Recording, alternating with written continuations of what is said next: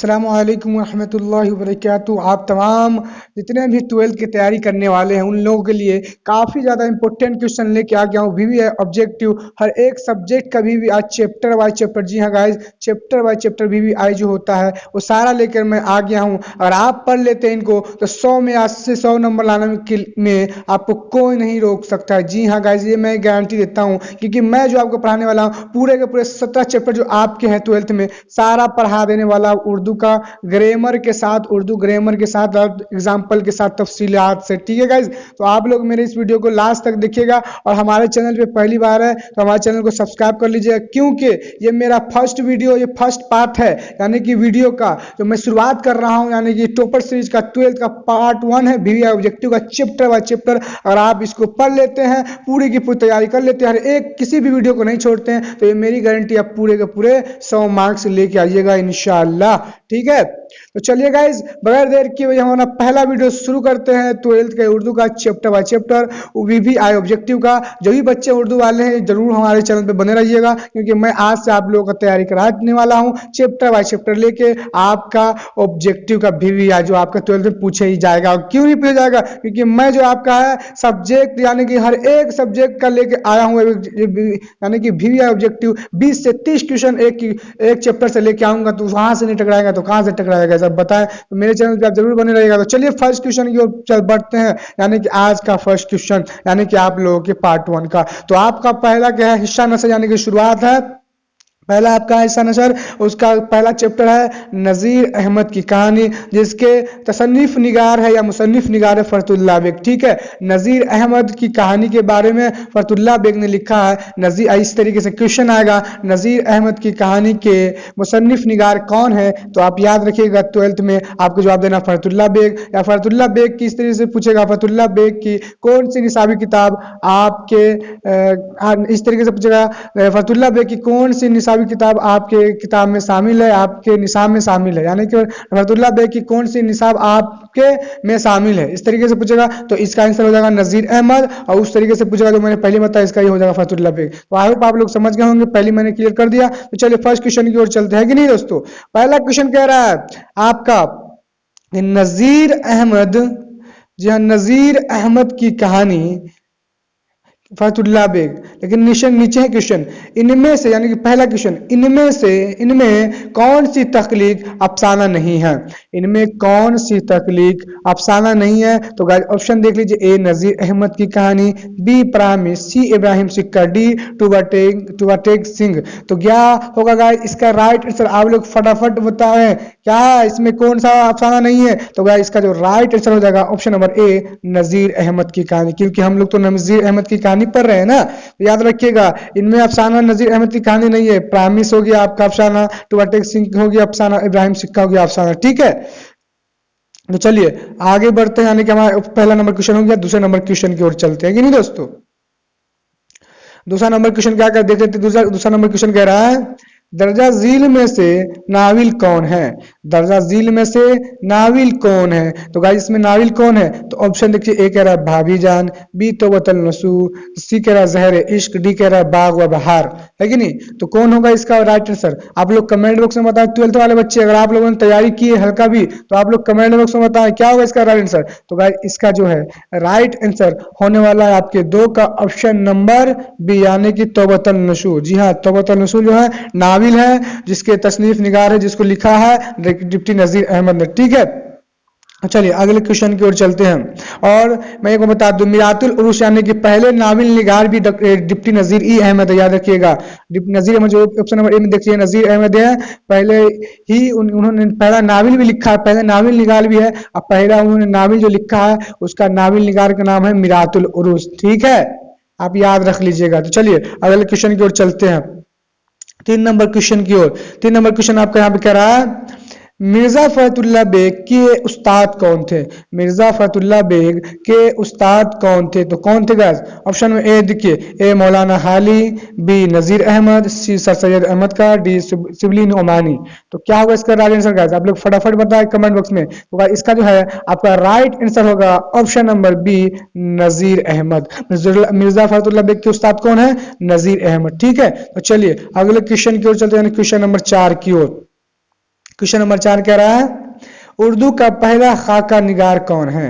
उर्दू का पहला खाका निगार कौन है, तो क्या हुआ इसका राइट आंसर यानी 4 का गाइस। पहला देख लिए ए फतुल्ला बेग, बी कह रहा मौलवी अब्दुल हक, सी मौलवी ज़काउल्लाह, डी कह रहा मौलवी अब्दुल समद।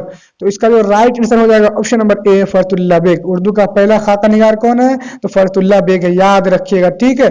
इसका मैं आपको बता रहा हूँ चैप्टर बाय चैप्टर, यहाँ से आप पढ़ लेते हैं तो कोई भी दिक्कत आपको नहीं होने वाला, पूरे के पूरे ऑब्जेक्टिव मार्क आइएगा इंशाल्लाह। अच्छे से मेरी बातों पर अमल कीजिएगा, तो ऐसे नहीं कि आप आए मुंह दिखा के चले गए, नहीं। दुनिया में कामयाब होना है कहीं भी तो आपको मेहनत करना ही पड़ेगा, है कि नहीं। हर चीज में मेहनत होता है, चोरी से डकैती हर चीज में होता है नहीं दोस्तों, बुरा नहीं मानिएगा, सही बात है।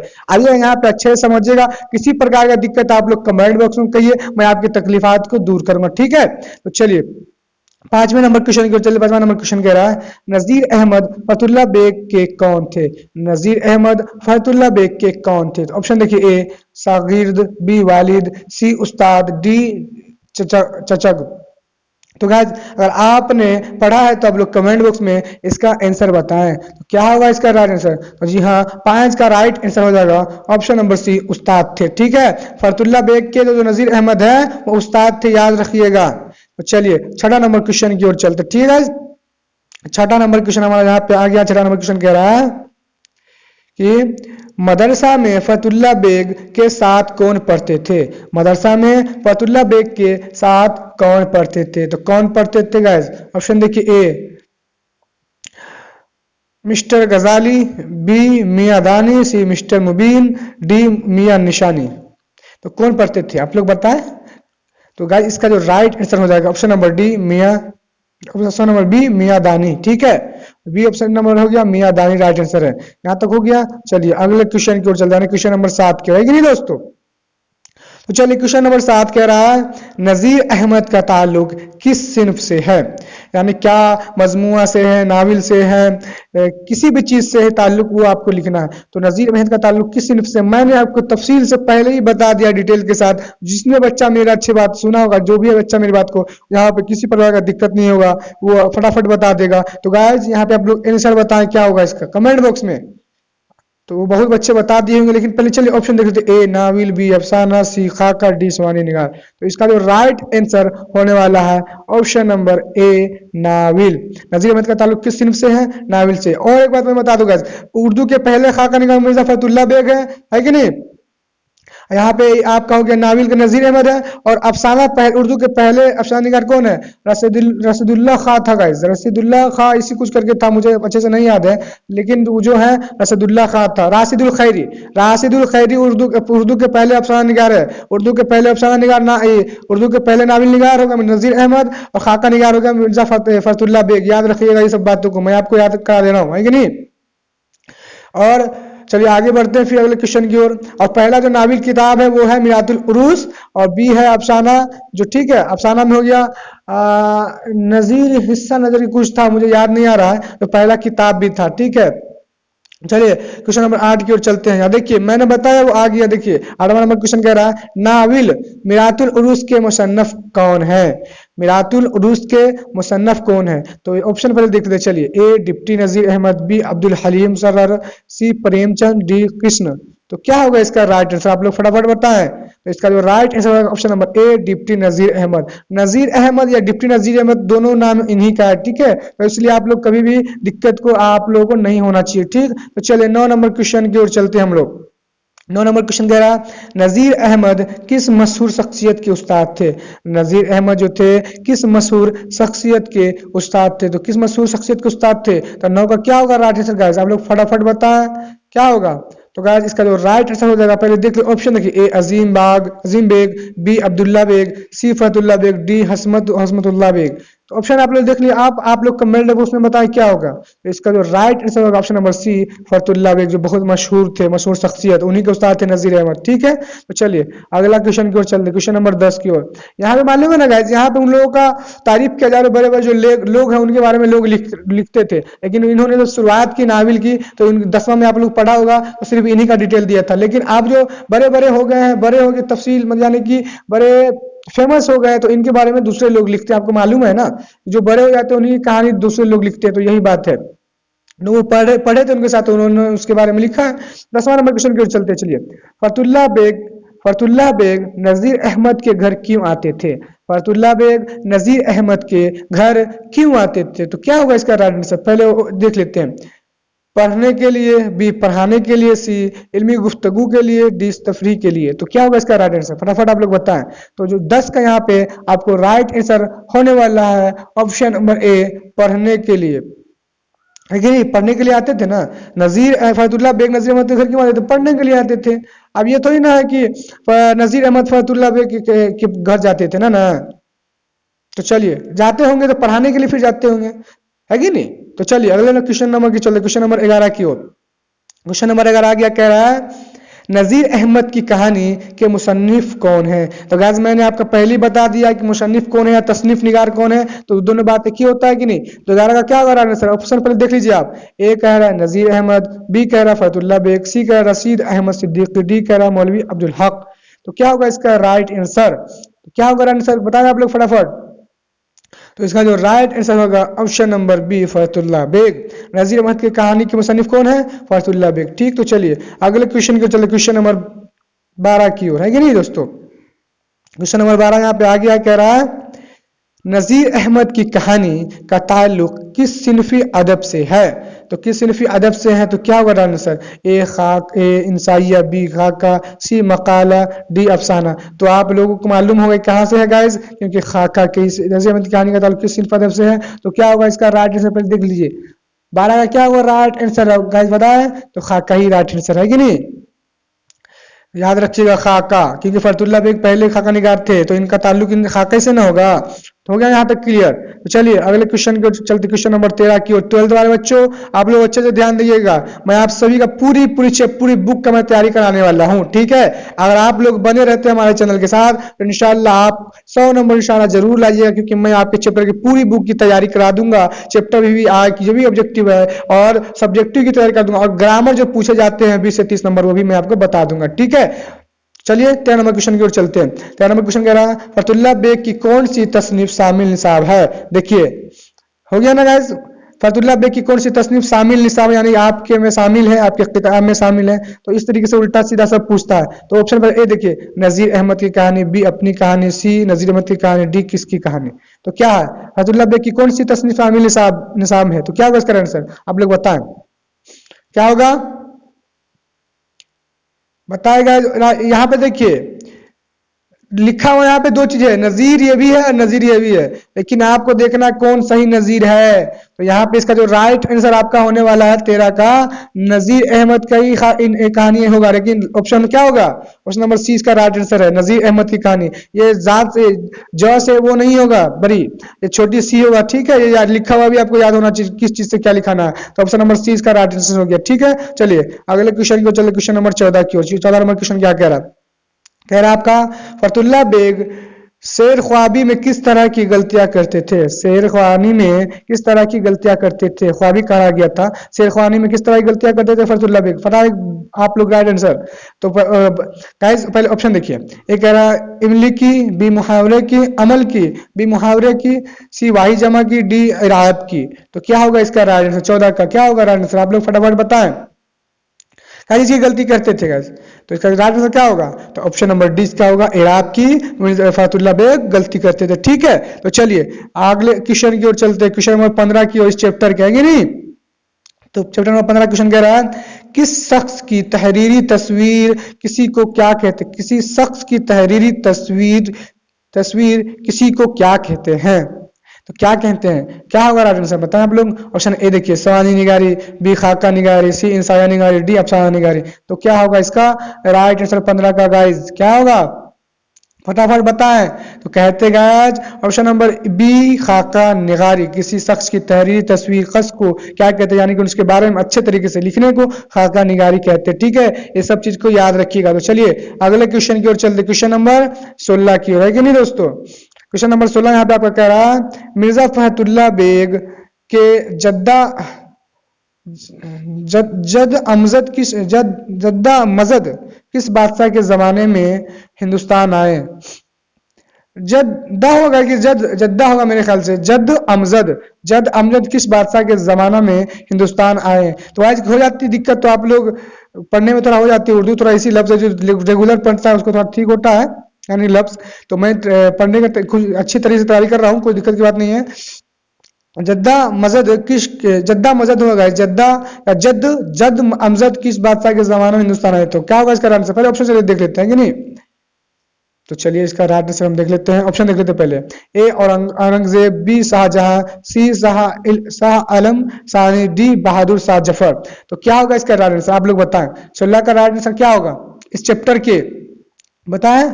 तो जी इसका राइट आंसर होगा शाह आलम सानी। ऑप्शन नंबर सी क्या है, राइट आंसर है शाह आलम सानी। ठीक है, राइट आंसर होगा ऑप्शन नंबर सी।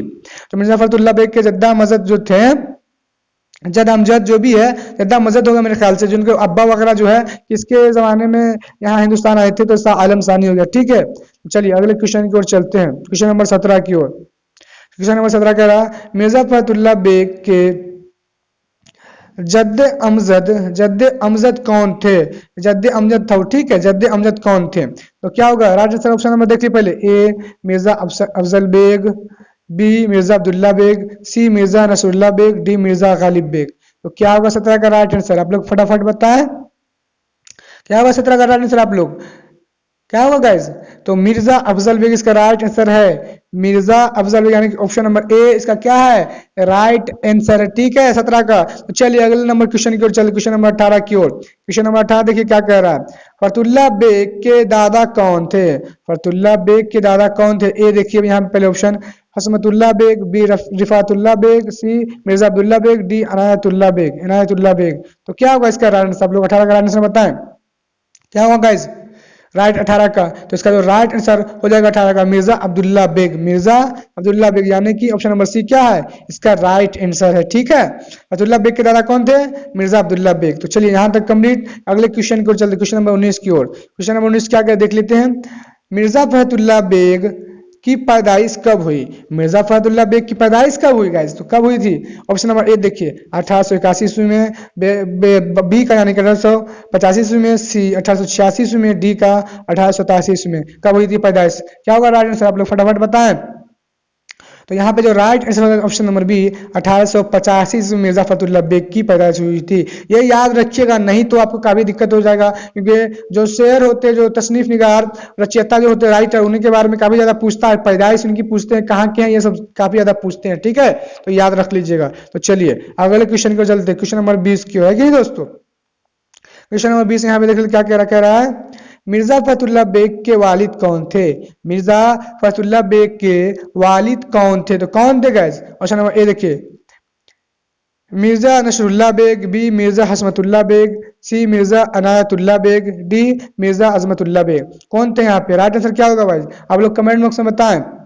तो इसका जो राइट आंसर होगा बी का मिर्जा हसमतुल्लाह बेग। मिर्जा यानी ऑप्शन नंबर 20 का क्या है राइट आंसर है, मिर्जा ऑप्शन नंबर 20 का राइट आंसर 20 का बी यानी मिर्जा हसमतुल्लाह बेग है कि नहीं, मिर्जा हसमतुल्लाह बेग इसका राइट आंसर है। चलिए अगले क्वेश्चन की ओर चलते, क्वेश्चन नंबर 21 की ओर। तो गाइस क्वेश्चन नंबर 21 को बताने से पहले मैं आपको बता दूं, ये मेरा फर्स्ट पार्ट है, यानी कि टॉपर सीरीज का जो 12th वालों के लिए सारा चैप्टर, जितने भी किताब में आपके चैप्टर भी ऑब्जेक्टिव सारे का तैयारी कराने वाला हूं आपको चैप्टर बाय चैप्टर। अब चैप्टर बाय चैप्टर भी आज ऑब्जेक्टिव भी तैयारी कराऊंगा, और ग्रामर के साथ 5 नंबर जो लेख जो होता है जिसको हम लोग मजमून बोलते हैं वो भी मिलने वाला है एकदम। अगर उसकी तैयारी कर लेते हैं, मेरे चैनल पे बने रहते हैं हर एक, तो आपको कोई पास होने से नहीं रोक सकता है, चाहे आप कितना ही देर दें। मेरे चैनल पे आप 15 से 20-30 मिनट ही क्यों ना दे दे, अगर देते हैं तो इंशाल्लाह आप जरूर अच्छे से अच्छे नंबर ला सकते हैं, लेकिन दिल से पढ़िएगा तो। ठीक है, ये फर्स्ट चैप्टर है, इसका आपको आता ही रहेगा, आप लोग हमारे चैनल से जुड़े रहिएगा। ठीक है, तो चलिए क्वेश्चन नंबर 21 क्यों चलते, कह रहा है मिर्जा फखरुल्लाह बेग की पैदाइश कहाँ हुई,